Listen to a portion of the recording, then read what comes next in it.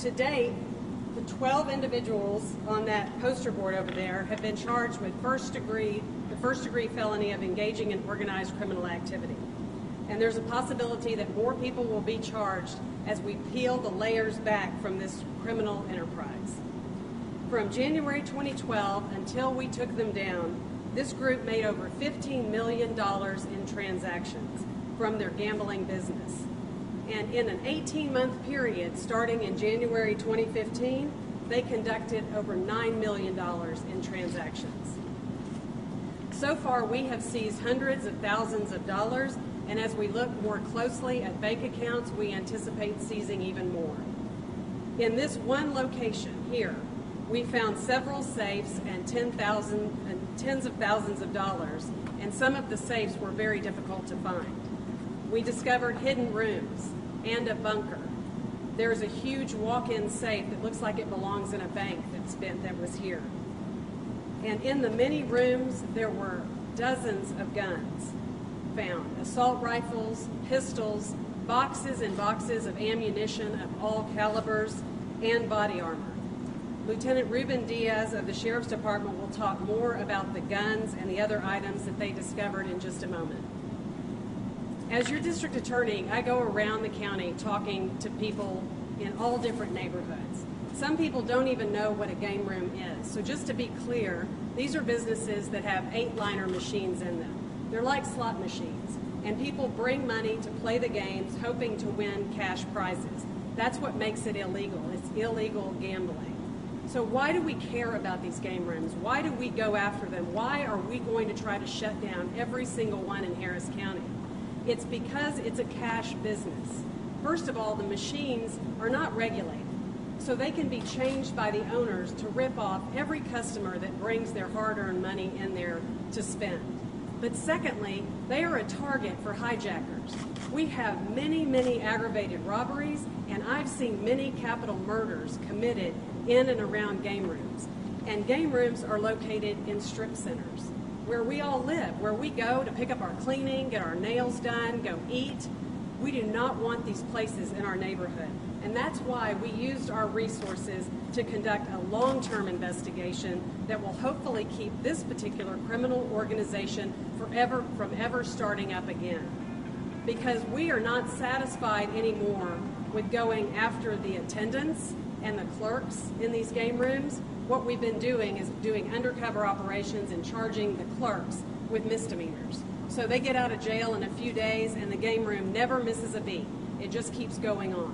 Now we are going after the owners. We are upping our game, taking it to the next level, and going after the people who make the thousands, millions of dollars in these transactions.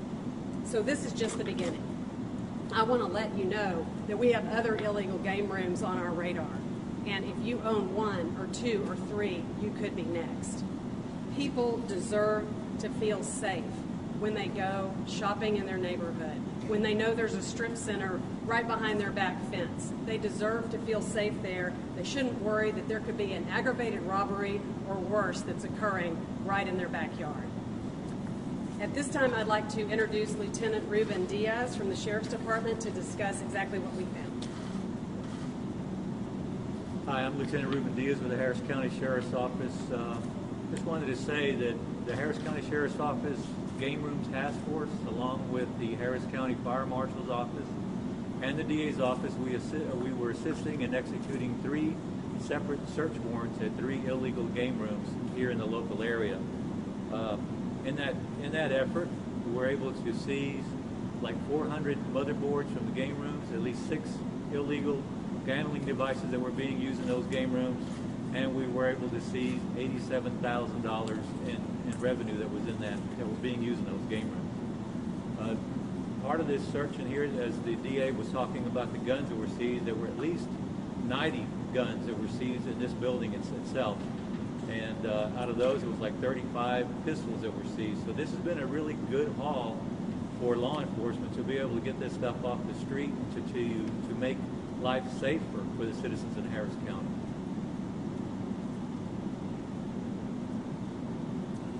We'll take some questions right now. You guys have some. Sir, what has the impact been on the surrounding neighborhood of this game room right here? What kind of problems did it cause? What Well, as you can tell just by looking at the pictures behind me, the impact's been great. I mean, who would not want to see all of this stuff off the streets and that might be just in their neighborhoods? You're coming in here shopping, thinking you're doing something innocent. You never know what's in those doors. And our job is to make sure that we make it as safe as possible for everybody. And I think we did that very well. Ruben, if you would, talk us through some of the pictures. What do we see of the evidence up there? Back here in the back, you'll see in this particular building, he even had an underground bunker that was being used to store all of these weapons. You see back here, you go inside this bunker, it looked like a bank safe, and then you go inside, there'd be a stairwell that would go down further into another gun vault that was at the bottom, and all of this stuff was in there. Literally just enough, what I would consider to start a small war in this area if they wanted to, with all the weapons and all the ammunition that they had here. There was literally hundreds and hundreds of rounds of ammunition and all of these guns. They were pretty scary to have in this building.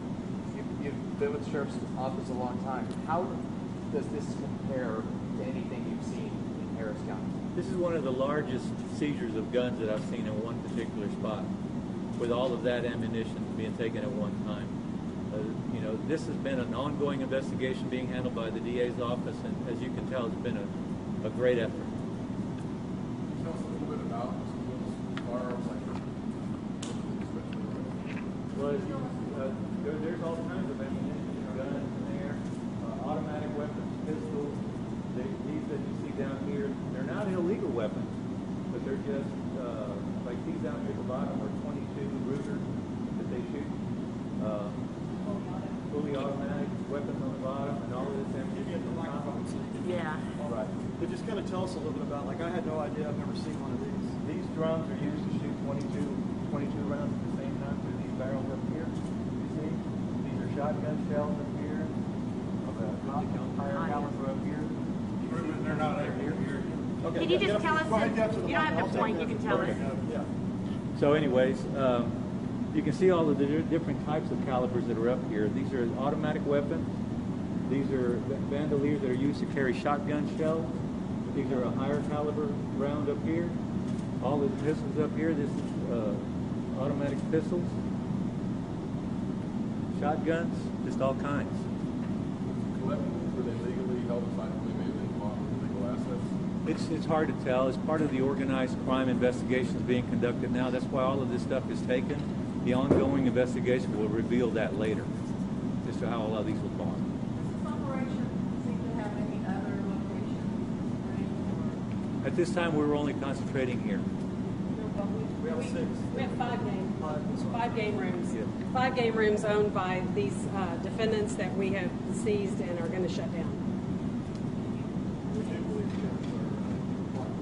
Yeah, and the reason that Jeff wanted me to make sure to say, the reason we seized the guns is we believe they were bought with illegal proceeds, which we'll have to prove in a civil court for asset forfeiture purposes. But that's what the reason we seized the guns. And we have a list of the game rooms. I think it's in the press release. Yeah, it's all right there. Yeah. Have you found that any of these firearms could have been linked to any other crimes? We're in the process of investigating that right now. Every weapon will be looked at, every serial number run to see if any of them were stolen, if any of them were used in other crimes. So we just are starting. I mean, we're in our day 3, I believe. Could you tell us about like the 2 main guys and how apparently some of the family members were also involved in this? Yeah, and I want to introduce Elizabeth Cutchen, Cutchens, who's a prosecutor who was one of the lead prosecutors on this case, and she can answer detailed questions. I think she's asking about the family relations. Sure. As of right now, we have Robert Jones and Fred Stephen Kennedy at the top, and they were the proprietors and the actual owners of the property for the daytime bingo, nighttime bingo, Paradise Bingo Hall that we're in right now. They each had a son, Jason Jones and Stephen Kennedy, who were co-owners of an Easy As ATM business. And so there's the family link between those 4 individuals. The ATMs were spread out among the game rooms that were the topic of the search warrants. I understand his daughter might have been involved too. Jenna Jones was also one of the arrests. She was a former employee a long time ago, and then as of right now, she has been on the receiving end of the bank accounts with some of the cash that we think were proceeds from the illegal gambling. These are the 2 sons. These are the 2 primary players right here. Can you tell us a little bit about more specific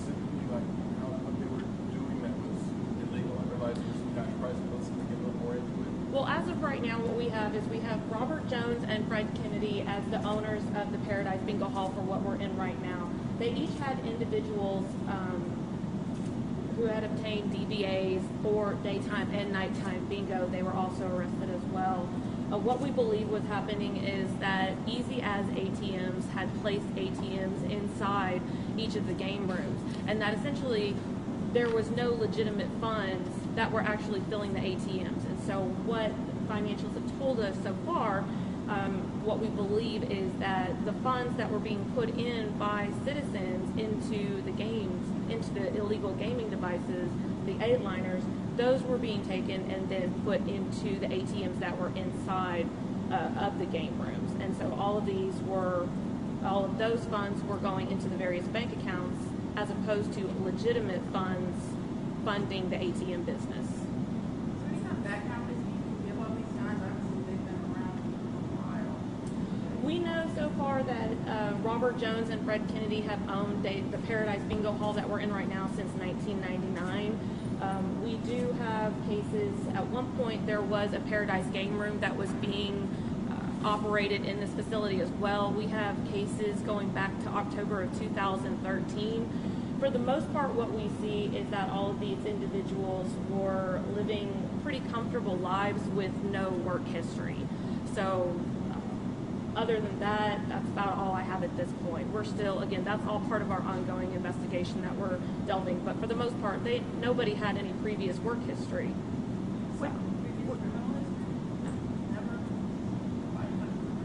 Were there innocent people playing bingo at the time while stuff was happening in these back rooms? Can any speak on that? Absolutely, and I think that was a point that Devin was going to speak about at some point, is that, we're not necessarily going after the bingo operation. Those are very popular in the state of Texas, but that is not what makes it an illegal gambling fund. So yes, on a regular basis, daily and nightly, regular citizens in the community were coming in and playing bingo. And probably had no idea that some of the money was going into illegal gambling. And could some of this illegal activity people in the back rooms at the time the bingo was going on? Absolutely. When you raid places like this, are there usually weapons and ammo and all that stuff? Quite often there are, just because quite often there are. Sometimes it depends on the individuals who are actually running and just their personalities and their beliefs. In this case, it wasn't a total shock, but that we would find guns and ammunition, but I think it may have been a bit of a surprise, the extent of what we found. Typically, what do they use the weapons, the ammo for? Are they linked to organized crime? Sometimes it's a collector's item. Other times it's just another front for spending their money. They don't have any ways of, they have all this money and they just like to collect things, and frequently they like to collect guns and ammunition. The other locations, were they all fronting with bingo halls, or? Other than the Paradise Bingo Hall that we're in, the other search warrants that were executed were on La Fiesta Game Room, which was located off of Shaver. We also had a Hollywood Game Room that was located off of Shaver as well. We had Lucky 7 Game Room, which was also off of Spencer Highway. And then two other game rooms that are not on the chart are Carlot Game Room, which is off of South Ritchie, and Almeida Game Room, which is off of Cleckley. What are the exact charges these guys are looking at? It's the first degree of engaging organized criminal activity. Could you explain a little about the connection with the other locations? What we see is that Easy As ATM was putting their ATMs in in all of these game rooms, including the other two that I just listed. What we also found is other individuals that were arrested, including Daniel Radliff and Wiesenborn as well. They were getting DBAs in their names for these game rooms. And so that was the connection they had. Also, we have individuals such as Bessie Maple and Elisa Bramblett. They were actually using their own personal accounts to pay for a lot of the utilities, rent, lighting, and you typically wouldn't see something like that on a business. They're using their own personal accounts. At some point, we received information that Miss Abrams was acting as an attendant and as a manager at one of the game rooms. In the other two that we mentioned, we were able to confirm that ATMs owned by Stephen Kennedy and Jason R. Jones with Easy as ATM had been placed in those ATMs. And again, we tied those in because we really have no source of legitimate funding of cash being put into those ATMs. There's lots of cameras around inside and out. Will that help you with some I of mean, I the... believe that's been part of our investigation, and that's what we're looking at now. So we're reviewing a lot of that. We see a lot of these places around the city. Do you believe that there's more rings like this, guys? I beg your pardon? Do you know there's more groups like this? People I around the absolutely city? no doubt. Absolutely no doubt. We have investigations now we're looking at. Yeah. What would be the message to the people that actually go to these places? Can I take that? What would I tell people? Don't go to these places. Do not go to game rooms. First of all, you're getting ripped off. They can manipulate these machines and they're stealing from you. Secondly, you're putting your life in danger here. Aggravated robbers, crooks know that there's a lot of cash in these places, so they are targeted. Sometimes they follow the owners out with the bank bags and jug them at that point, but a lot of times they are going into these businesses, robbing customers, people who are playing these games, and shooting or killing the security guards. So do not go into these game rooms. You're putting your life at risk. We see so many of these all over. I know. The county, how does the power of this stack up with most of the ones we see or? Well, this is a big operation. I mean, I think when I'm saying $15 million in transactions, this is a huge operation, very well run, very organized, very complex. But you just asked, are there other groups? Heck yeah, there's other groups in Harris County, and we're going to go after as many as we can find out about. So we're also asking for tips. If you have any information on any game rooms, please call our office. You can also call Crime Stoppers because they give us information as well. Devin, I apologize for the way you answered, but do you have any idea at this point what these weapons were used for? Just transaction selling? We don't. I mean, so, you know, they're making illegal money, and so they're trying to clean their money. So they can buy things to do that. They use the ATMs to do that, to clean the money. So the guns may be part of that. But there was a bunker here, an underground bunker. They had MREs, had all this food, and had all these weapons. I mean, almost 100 weapons, you heard. So it may be something more like doomsday-ish type. Weapons and other big holes as well, or just the other one? This, as far as I know, this was the only one. Am I right on guns? Yeah. So this was it. So it's like they're stockpiling at the end of the world or something? I mean, it seems like when you see MREs along with a bunch of weapons, and I mean so many bulletproof vests, and when I say boxes and boxes, there were like a whole table this length filled with ammo boxes that were full of all caliber, including 50 caliber. I mean, when do you see that? It's really bizarre. Are they? Yep. So they are. Homegrown, I guess. On the scale of the game rooms everywhere, and on the smaller ones, y'all shut down all the time, and they pop up. Right, they pop right back up. Going on, like, how can we- That's exactly why we conducted this long investigation, because time and time again, we arrest the clerk, who sometimes has been in the country 3 weeks. They don't even know what they're doing is wrong or illegal. They're just trying to feed their kids. We charge them with a misdemeanor. They do a couple of days in jail. They get right back out. The game room is still operating. We need to go after the people who are profiting, the owners. And in order to do that, you have to conduct a very complex investigation involving surveillance, undercover work, and bank records, getting bank records, tracing the money. And so that's what the people in the Special Crimes Bureau have been doing for almost a year, is following the money. And now we've got them. The attorney says, well, I guess what the defendant is saying, that there's nothing illegal about having all of these guns. Do they have to be registered or? Well, we'll have to see. I mean, that's part of the investigation. We'll see if how these guns were purchased, if any of them were stolen, if any of them have been used in other crimes. We have the ability to do that. So that's just part of the ongoing investigation. Again, this is only day 3 after we've executed all the warrants. We have many days to go to continue to seek out assets, to continue to see if any other people are involved, and the guns, of course. Any idea how many game rooms like this are spread across Harris County? You know, I can't remember the last time. Have y'all heard a number of how many game rooms? There's less than 30 licensed in unincorporated Harris County, but a lot of them are going underground now because of the pressure that we're putting on them. So I don't have a figure for you. We guesstimate around 200 underground game rooms In the county? in the county. Right. The problem that we're seeing with game rooms is the numbers that we actually can see, visibly see, the game rooms that you can visibly see are going down. It's not that they're not there.